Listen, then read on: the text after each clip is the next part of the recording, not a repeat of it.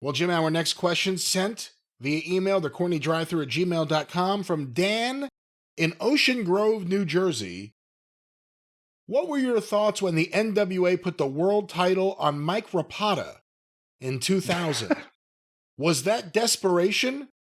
There were rumors he paid for the belt. You've mentioned the NWA struggle to stay relevant in the late 90s. Did Rapata represent what they were doing wrong or what they thought they were doing right? And was he ever on your radar for Smoky Mountain Wrestling? Thanks, love the show. And for those who don't know, that's the Colorado Kid he's speaking of. Yes.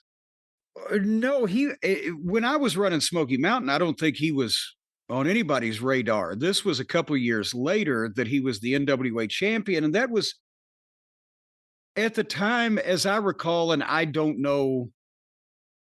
I mean, it's not like that he would have had to been a member of the fucking Bezos family to afford the NWA title at that time. But Burt Prentice liked him.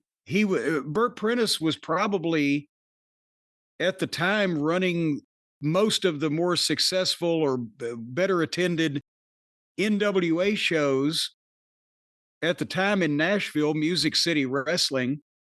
And Rapata had worked for him in Arkansas, I think also when he was out there. And he worked for Bill Behrens, who was also working in the NWA at the time in Georgia.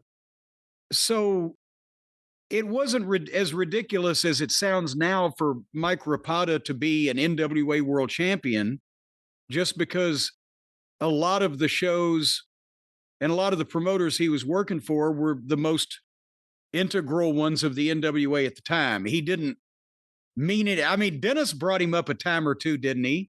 He didn't mean anything in the Northeast because I don't remember. He may have, but I don't remember that.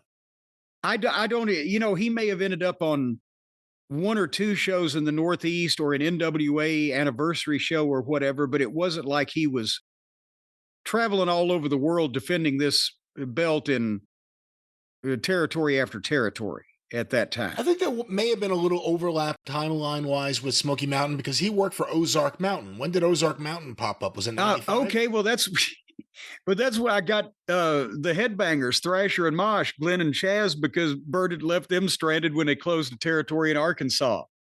And I think they came to me after that, I believe. Or was it Missouri? I don't know. But no.